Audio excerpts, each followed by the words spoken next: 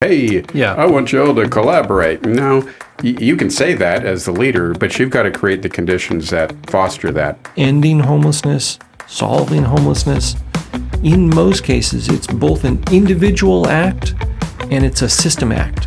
How does the system change so that we can make better decisions as a system and we can help the people in the systems make better decisions? It takes an extraordinary amount of effort and building trust between lots of different groups of people. And we realized we don't have enough permanent supportive housing. How many are in the pipeline? And we didn't know the answer. So we were like, we need to have a committee where we start to find out. When we saw, wait a second, this isn't enough, we started to have those conversations. Good management, people that empower the people down in the front lines, working in the trenches to take action. What was done here can be replicated anywhere, but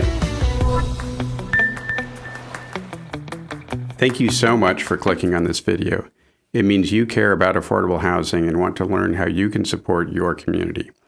Here at Affordable Houser, I'm interviewing people I've met throughout my 30-plus year career in the industry, people who've made profound impacts in their own communities. It's my hope we can all learn from their experiences. That's why I'm making my notes for this episode available to you. Just click the link in the description to sign up for our email list, and I'll send you the notes.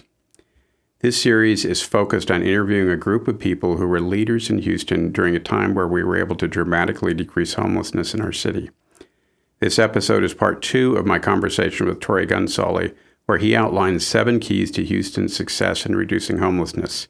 If you haven't watched part 1, I'd highly suggest you do that first. I'll put the link to part 1 here on the video if you're watching on YouTube, or in the show notes if you're listening on Apple Podcasts or Spotify.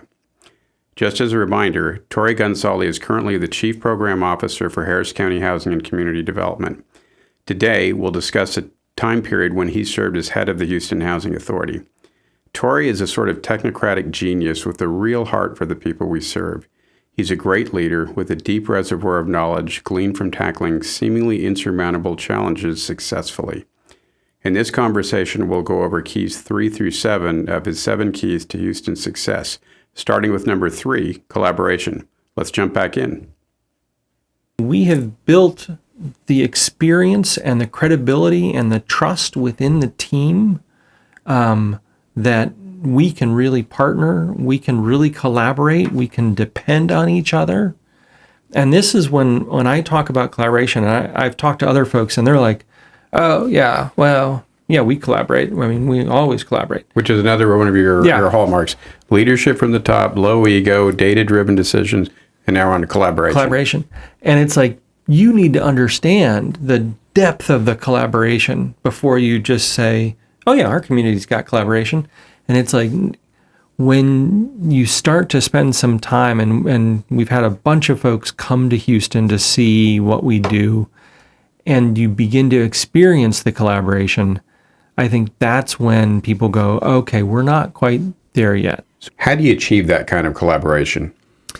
Yeah, so it is about building trust, and it's both organizational trust and personal trust.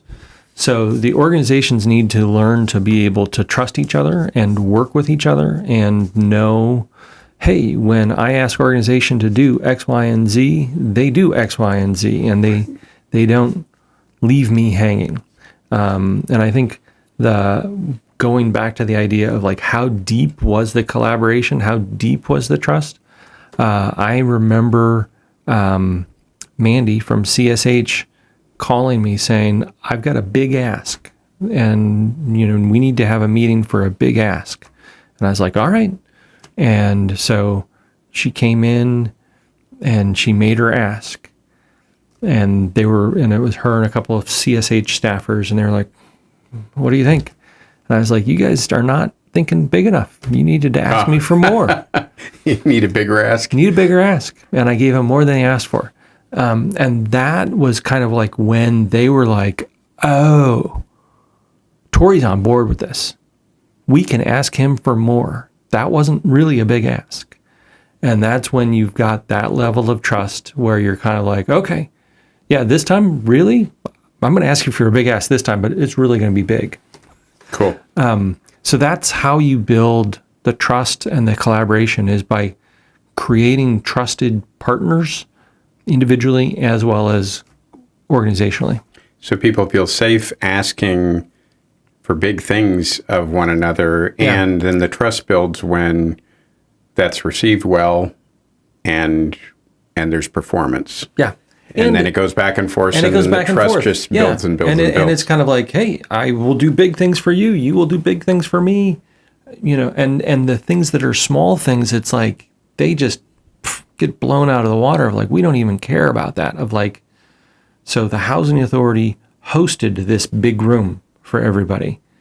We never asked anybody to pay us rent for the room or, and I don't remember if it was the VA or Metro. Somebody was providing the buses to get people there. Mm-hmm. Nobody was ever talking about who's going to pay for the buses.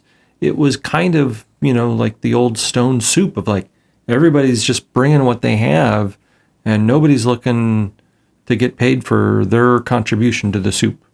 Right. That's where you need to get to. So what does this deep collaboration look like? The deep collaboration, it's both broad and deep and high impact. So like let's start with the high impact. And so from a regulatory thing that like blows the heads of the internal council of the city and the county and the housing authority,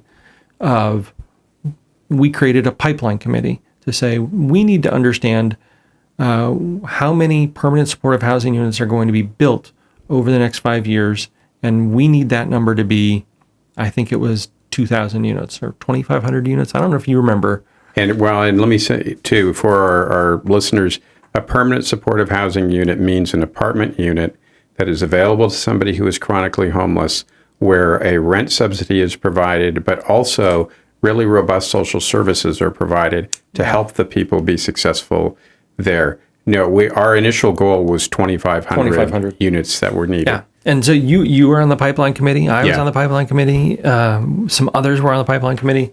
And I remember us sitting around going, wouldn't it be great if we could just issue one RFP and the request for proposal developer could get, or the nonprofit could get the voucher, they could get the tax credit, they could get the home CDBG, whatever they needed to fill the gap, and just get it from one application. And we know that the voucher is going to come from either the Houston Housing Authority or the Harris County Housing Authority, and the entitlement dollars will come from either the city or the county, and the tax credit comes from the state. So we did not get to that level of dream. Right. For technical reasons and legal reasons. Yeah. The state was not willing, and I don't think we ever asked the state to just go ahead and give us the tax credit allocation for our section. I've now learned two other cities have done this and have gotten the state to say... In Texas? No, not in Texas. Okay. In the country. Yeah, I was going to say. In the country. But have gotten the state to say, okay, we are going to give you your own allocation and then you can administer it. Oh, that's cool. And very rare. Yeah, extremely rare. But possible. Yeah, and I'm back to my big ideas of like what's possible. But so we didn't get to my big idea vision of like one application, but we got to a coordinated applications where we all put out our applications at the same time and had a box to say, I've also downloaded the housing authority application, or I've also downloaded the city application, and I'm applying for all of them. So we made it so that you had to apply for all of us all at the same time, and then we could score them all together, and then we could figure out how can we fund the most number of units possible rather than overfunding one project and underfunding another one. Right. Or partially funding 3 and not fully funding any. And to have all of the funders in the room, including the foundations were in the room. Which are philanthropic groups. Yeah. And to say, okay, who should we award projects to, and how can we fund the most units? That's the the depth of the collaboration that I think doesn't happen in a lot of places. Well, and let me pull back a second for listeners and viewers to point out that when we're talking about the different funding sources, their housing authorities in this equation typically are providing a voucher, which provides a certain amount of the rental payment per month for a person who's chronically homeless, who needs to pay their rent. So rent typically comes from vouchers from the housing authority. And you have in Houston, we had a Houston Housing Authority that you ran and a Harris County Housing Authority. Houston Housing Authority had many more vouchers than Harris County, but they were both important resources. And then both the city and the county got money from the federal government, from HUD, to put into building apartments that could be used for people of low and moderate income and could be focused more specifically for people who were just exiting homelessness. So you have this, you need funding to build the apartments, you need funding to subsidize the rent of people who are living on the street who have next to nothing, and then you also need a funding source for the supportive services. So when we get into this, we get pretty wonky pretty fast and start digging into the requests for proposals for this group and that group and so forth. But if you pull back, it's pretty fundamental. You need to build housing, you need to help people pay their rent, and you need to help pay for the social service folks who help them, improve their situation. And so it's services, it's rent, and it's development of apartments. And something that I think it's an important best practice that kind of Mandy focused on, and you talked about, we had a pipeline committee. What is that pipeline committee? That pipeline committee was saying, how much money is coming to the city and the county to build more units, and how do we deploy that money in the most effective way possible to help meet the goals that you're talking about? One thing, one of the things that Mandy came up with was, let's go to New Hope Housing, for example, who provides what are called single room occupancy housing for people who have been homeless, but it's not with the robust services necessarily, and necessarily with the same rent subsidies. It's maybe 2/3 of the permanent supportive housing equation. And let's convince them to convert their units to full-on permanent supportive housing. So that was really important, because you can convert units to permanent supportive housing that are already existing a lot quicker than it takes to go through a 3 to 5 year process to develop brand new 9% tax credits. Right. And so I think the pipeline committee for me it shows the data driven of and the system gap of, so we had identified, we have a gap in our system for the number of units. We don't have enough units. We didn't have enough housing for these folks we need to house. These permanent supportive housing folks. And the housing authority, by that point in time, we had made a commitment for up to 1,000 project-based vouchers. It took many years, but they finally reached that, and they have done 1,000 project-based vouchers for permanent supportive housing. And the system gap piece was a very important part of the exercise of understanding where is the gap. And we realized we don't have enough permanent supportive housing, so it's a huge gap. But then being data-driven and making data-driven decisions, it was well, how many are in the pipeline? And we didn't know the answer. So we were we need to have a committee where we start to find out how many are in the pipeline, how many are coming down the track. Right, how many new apartment units are going to be built. And then when we saw, wait a second, this isn't enough, we started to have those conversations of okay, how do we convince somebody to do something different than what they're doing today and make it permanent supportive housing? And I think it wasn't just New Hope. I was thinking about the Women's Home. I remember having a meeting with them. A nonprofit in Houston that helps women who've been through domestic violence and other situations. And in their name, it's the Women's Home. But in their admissions policy, it was, we only admit women who are needing help at these domestic violence situations. And I was that's awesome. I can't do project-based vouchers for that because that's discriminatory. And you would need to admit men should they also be homeless and need services for because domestic of violence? legal requirements. Yeah. And they were kind of like, I don't know about that. And so we talked about it and went back and forth. And I was kind of like, we will help you however we can, and willing to go ask for waivers. But I can tell you, not going to get a waiver on this one. Yeah. It's a fair housing issue. This one's a fair housing issue. And they changed their bylaws and they changed their admissions plan to be open and comply with fair housing. And by the way, they weren't mean to men. No. They were running facilities for women who had been victims of domestic violence, which generally is not a good group to bring men into who have been homeless, right? Yeah. And they were looking at doing a new development that was going to be family and permanent supportive housing, and they wanted the vouchers, but had just never run across the changing our model. And so, it wasn't, there were many examples of the system needed to change. Right. The data was telling us this is what we need more of, or this is what we need less of.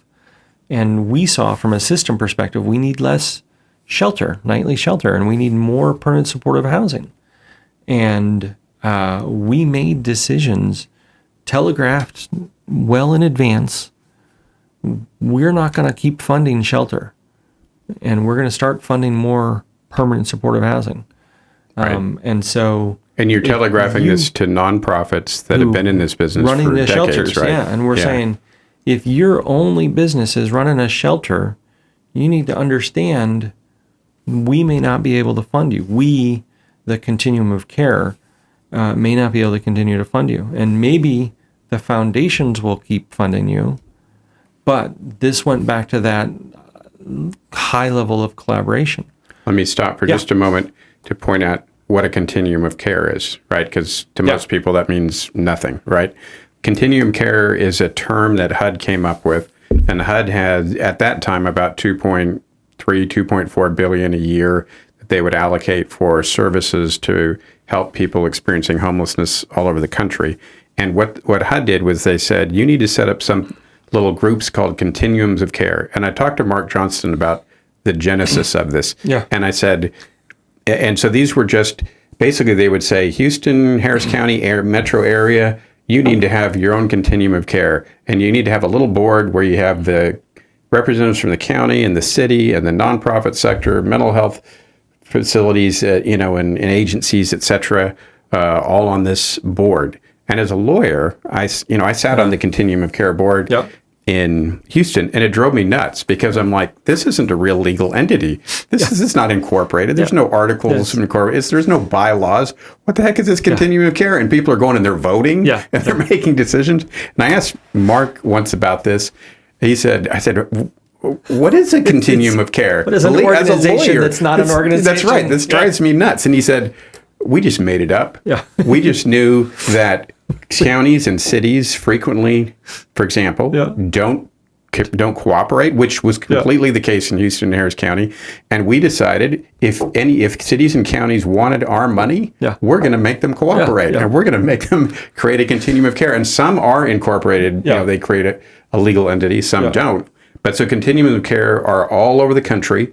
They're just little groups, kind of informal, usually, of city, county, and nonprofit and philanthropic groups and whatnot, and private sector groups that get together to figure out how to fund homeless services in those areas. Yep. So, and the number was announced like last week. It's now up to 3.5 billion. And this is an important thing that Mark taught me too. When you look at how Congress appropriates money, right? If you look historically at the Community Development Block Grant Fund, it's done a whole lot of good, but Congress has reduced funding for it. And Congress went through this process several years ago where they graded different systems. They'd give you like an A through an F grade. And the Continuum of Care system was done competitively. It's not an entitlement program. Right. right? So it's not just there's a formula that spits out says Houston's going to get X amount of money. You have to compete, and they put together a notice of funding availability so that all these cities and counties and states have to compete, right? And because of that competitive nature and the fact that they at HUD, who the folks in that in the SNAPS group, were able to show data that like, hey, we're having a positive impact. Yeah. Congress kept increasing the funding. Yeah, and I think it goes back to, and it's fascinating as a student of bureaucracy and governance. So they set up this system without knowing the answers and without having the data, but then requiring data in the future rounds to be competitive. So there wasn't the data initially when to begin with when they were competitive. They were kind of like, this is the best we can do, and we'll be competitive on that. And it wasn't as competitive. Oh, interesting. For instance, successful exits. Nobody had any data on that, but they put it in as like, okay, next year, just so you know, we're going to start asking for this number, and you'll be scored on it. So even though the Houston model, we say we are data driven, some of it, a large part of it was the overall system from a national perspective was saying, we are going to reward you if you are data driven. Right. And we think you'll make better decisions if you're data driven. And part of the Continuum of Care's obligation is to fund a homeless management information system to collect all of this data. And it's a real interesting kind of lessons in government of, they didn't say, these are the answers, you need to do this. But they did say, if you want to be competitive for the money, you're going to need to collect data and you're going to need to show progress. Right. Which is a brilliant principle and is sort of antithetical to what government normally does. Yeah. Usually it's very prescriptive. It's like, you must do A, B, C, D. But that's part of why I say that HUD did brilliant work in this area, because they had the foresight to say, we're not sure where the data is going to go. We don't have all the answers. We're not sure what the answers are. Right. But we think that if you go this direction, good things are going to happen.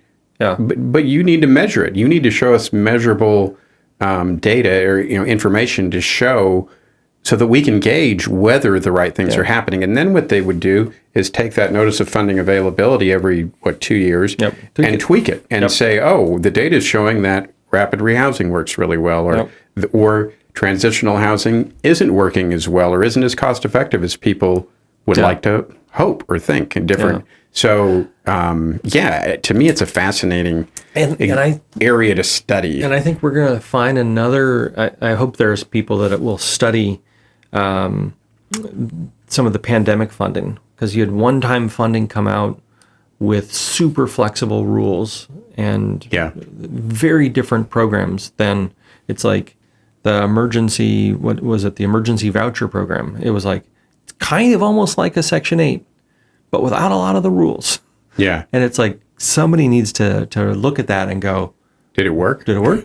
Was that a good idea? Or was that a bad idea? Yeah. And, I'm sure folks at HUD will be looking at it. And I know that even in the homeless space, folks were kind of going, hey, you had all of these waivers just self-implementing during the pandemic. We would like some of those to stay as we do programs for the homeless, because it made a lot of sense. Right. And they were things that, we had asked for during that first 100 days of just like, hey, we're trying to house somebody. And the thing that we learned was the time to do something with a homeless person is when they are in front of you. Because once they're not in front of you, you might lose them for a week, a month, forever, and you may never find them again. Right. And so it's like, once somebody is like, I'm talking to you, and you ask me, are you interested in housing? And I say yes. It's like, all right, let's go get you some housing. Right. And as soon as you let go, it's like, they might be gone. These are practical implications of their situation in life. And that's what, we kept doing system mapping of like, where are the problems happening? And that's one of the problems is like, you let go of somebody and then it's like, they're gone. And for a while, people were like, well, maybe the answer is we give all the homeless a cell phone with a certain number of minutes on it. Right. That helps for a certain number of minutes, but then you still lose them. Right? So, and here's something too that you mentioned earlier, blue ribbon panel, and I kept hearing people talk about this. I didn't know what the heck they were talking about at first when they said blue ribbon panel. And for our listeners, what that generally refers to is sometimes a city will say, man, we need to tackle homelessness. Let's get some of the brightest people in the city. Let's get a couple of billionaire CEOs or, and the mayor and, 5 really high-powered individuals, and let's put them on a panel. And they're so amazing that they're going to figure out how to solve this. And in reality, what often happens is you've just taken the 5 busiest people in the city and county whose bandwidth is already just completely blown, right? And you're asking them to spend a bunch of time to dig into the weeds to solve a super complex problem. And guess what? They don't have the time and they don't do it, and it generally doesn't work. What was different here was that we had the leadership from the top, the mayor, the county judge, saying, hey, go dig into this and we're going to support you, but we're going to deploy a team of technocrats, to be able to dig into what needs to be done. And that is far more effective than a big public flashy display of, the brilliant people are going to save us all from ourselves. And I think the blue ribbon panel was effective in raising the profile of the problem. Yeah. It didn't have the answers, and I think... and you can't, my point is, you can't get the answers from 4 or 5 people who are crazy busy with other jobs. Who don't really know this stuff, too. Right. It's like brand new, Because it took a couple of years of studying this system to really understand it's that complicated to figure out where the weaknesses are, what needs to be changed, and so on. So let's look at a couple things. We've talked about leadership, low ego, collaboration, data-driven decisions. Now, you mentioned a belief that we could get it done, and I think you've got a few books to suggest for people to read to so I think help them out. So I'm a big believer in the big, hairy, audacious goal, and if you Google big, hairy, audacious goal, you will find a lot of research that big goals that are hairy and audacious lead to better outcome than SMART goals and all sorts of smaller goals. And there's a whole series of academic literature and more pop literature from the academic world of behavioral economics. And so the Heath brothers are some of the most approachable books. And they've got Stick, Switch, and Decisive, which are all about different types of decision-making processes that can be both for individuals as well as for systems. Cass Sunstein wrote Nudge, which is about changing. It's all changing decisions and how you nudge people and systems to make different types of decisions and movement. And then the classic Daniel Kahneman, Thinking Fast and Slow. And there's a bunch of other books out there, but those are the ones that I would kind of start with. And you're thinking about, there's 2 things that need to change. The homeless individual or family needs to make a change to say, living under the bridge is not what I want. I want to change. And the street teams that are doing that outreach, they will go and they will say, hey, how can I help you? Can I help you with housing? And actually, that's usually not what they do. That's like the wrong approach. That's the Tory doesn't do this every day. Hey, how can I help you? Right. It's like, no. They need to build trust and build relationship with the homeless person under the bridge, so that when they then say, hey, let's get you a house, let's get you a unit, let's get you out of here, they're ready to say, yeah, I'm ready to accept that help.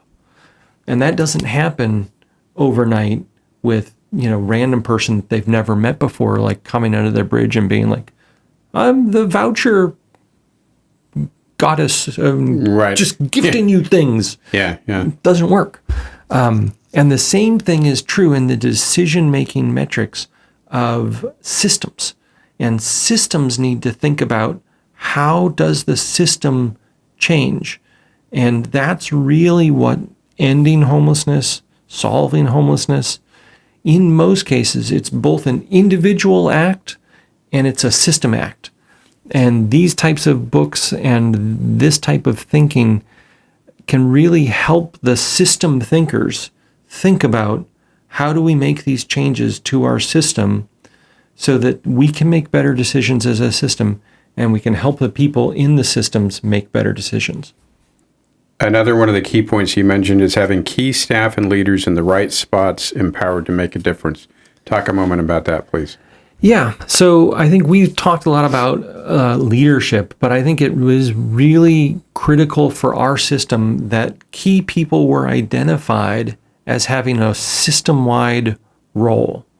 And so the city, it was Mandy and then it was Mark, and they were identified as like, all things homeless run through them at the city.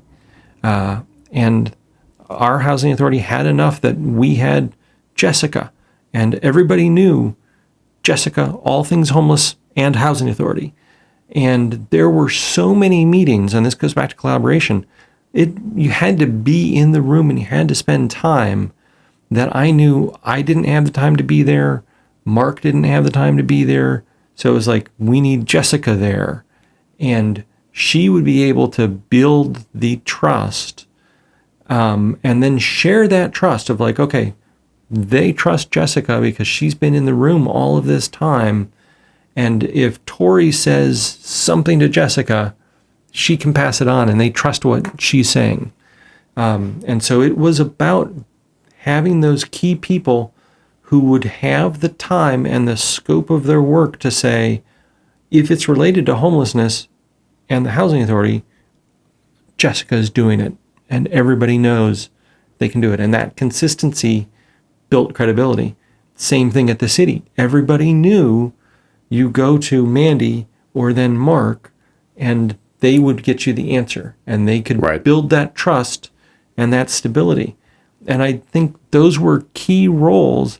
And then, everybody in their other organizational spots were empowered up to their level of responsibility. And I think we were able to make decisions much more quickly because, as an example, lower level street outworker, street, caseworker kind of goes, man, we're moving people in, but we don't have furniture. This is not a system problem. This is just a resource problem. And I know the furniture bank can help us out. And yeah, let's do that. And I've got a buddy who's got a pickup truck. And they can just solve the problem on their own level without system change happening. Right. Of like their system resources out there, and then they're bringing some of their own resources. And they didn't ask anybody for permission to do this. They didn't create any whole new thing. But then if it comes to a place where they're like, hey, I know I can get the furniture, but my buddy's truck is broken and now I don't have a truck. I need help. And they go up one level and somebody's like, oh, yeah, we should change the system. And can't we just buy the Houston Land Bank? Can't we, or the Furniture Bank? Can't we just buy them a truck so they can do delivery? Why should we have to do this? Right. And so they could elevate these decisions so that when it was a system level decision, the system level people could make it. But if it didn't require a system level decision, people were just empowered to fix problems that they saw. And we kind of, and and I forget what we call them. I think we talked about roadblocks. And we were just like, if there's a roadblock and you have an answer to getting around the roadblock, just do it, right? And if you can do it, do it. And if you need permission, then figure out who you need permission from and just ask and just tell us, I got a roadblock.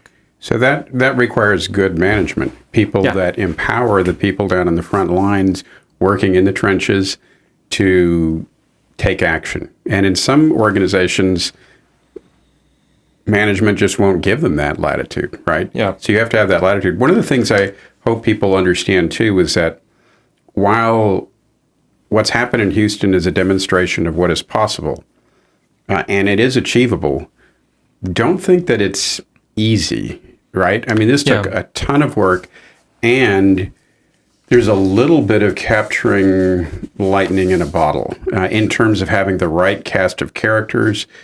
Honestly, I think some things just happen for a reason, and I think we just had the right people at the right time. It's kind of like making recording a successful album for a band or something. Sometimes, the guitarist thinks it's all him, and he's, the reason they're great, and it really took a collaborative effort of different people. So it is very possible to do this, but it takes an extraordinary amount of effort and building trust between lots of different groups of people.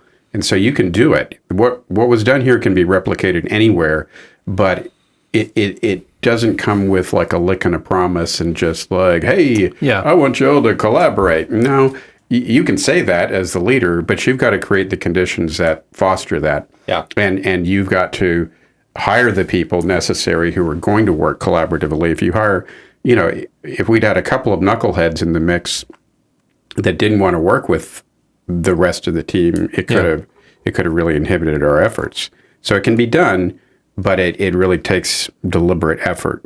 The other thing that you mentioned that's really important is market conditions. So in kind of conclusion, what do you mean by that? Yeah, so I think it's an acknowledgement of not every city is in the same place at the same time.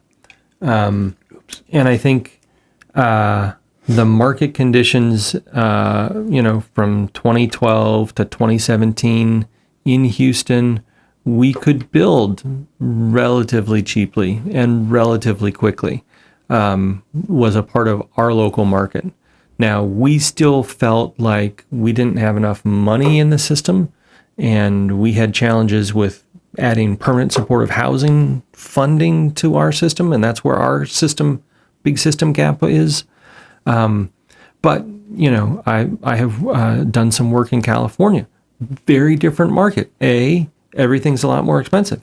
But B, they also have a lot more money and a lot more different types of money. And so I think it is not an excuse of why you can't do it, and it's not necessarily the whole answer of why we had the success we did. But I think it's important to acknowledge every market is different, and if we want to nerd out with me, we can go way into details about how different markets act differently. But I think that's all part of doing good system gap analysis, is understanding where you're at in the market. How many units of different types of housing do you have? What do you need? Right. And how do you build them? Well, and I've seen pretty closely what's happened in Austin with the homelessness response. Yeah. When I was assistant secretary at HUD, I took a trip down to Austin, studied a bit of what they did, and I lived in Austin for some time. And part of the challenge that they had that was a bigger challenge than it was in Houston was that the housing market just went nuts. Yeah. Prices went through the roof. Tons of people were moving to Austin. And that made it so that in many respects, they were using a lot of the right methodologies and doing the right things. And they actually were achieving a lot of results. But the pipeline of new people becoming homelessness was much bigger and was overwhelming them. So if you're in a city and they are implementing some of these housing first initiatives and you don't see homelessness disappear, it doesn't necessarily mean that they're not doing they're not employing the right methods. Sometimes economics can kick your butt. Yeah. Or you need a bigger pipeline going out. Right. Yeah. And there may not be resources available for that. So it's tough. Yeah. Well, I think if I can close kind of with an update of where we stand today. So Sure. I've kind of come back, not exactly full circle, but I've come back to public service. And so I'm now with the county. And I think that is one of the fascinating things that I've seen in my 10, 15 years here in Houston is in this homeless system. A number of us have worn a lot of different hats, and we've still been involved in the system, but sat in different seats. And I think that that's actually been helpful of the trust that we've built up over the year. We know we have trusted partners, even if we're sitting in different organizations. And I think the city and the county have learned, hey, we can work well together. We should try to figure out how to work on other problems together now as big institutions. And I think that has changed. And we now all point to, in the government sector, hey, we can do things together and work well together. And we point to homelessness as one of those things. Yeah, look, you've done incredible work, and I am so grateful that you've taken time to spend part of your day with me in outlining some of the lessons learned and best practices. I think you're one of the, really one of the top experts in this area in the country, and not only do you understand the methodologies and the intricacies of this system and this situation, but you really love people and you care about them. And I think that's part of what is an animating feature of successful programs is that you have people like Mayor Parker and yourself and others who actually love the people that we serve. And that's critically important. We've talked about numbers and successes Houston had specifically between like 2011 to 17, but they've continued to do great work after that. I don't have all that data here. I'm going to invite, I've talked to Mark Eichenbaum, who sat in Mandy's chair after she left, to come on and talk about some of the really great work that Houston has done with eliminating and reducing homeless encampments in a really humane and compassionate way, but effective way. And, Mark has had people coming from around the country to say, how are you guys doing this? Yeah. So Houston, I think, is built on the success that some of us were involved in and has continued to improve. And my hope is that they will continue to make good decisions, continue to improve. Yeah. Well, and I think that's the thing. So for me, where I'm going, which is kind of funny, of like, so now I'm back on the COC. I've been reappointed. The Continuum of Care. I'm on the Continuum of Care. Which isn't really a legal body or anything, but it does important stuff. It does make decisions. Yeah. And it gives you, purview into the data again. And where we're at right now is we are kind of left with the hardest to house, the most complex cases. Interesting.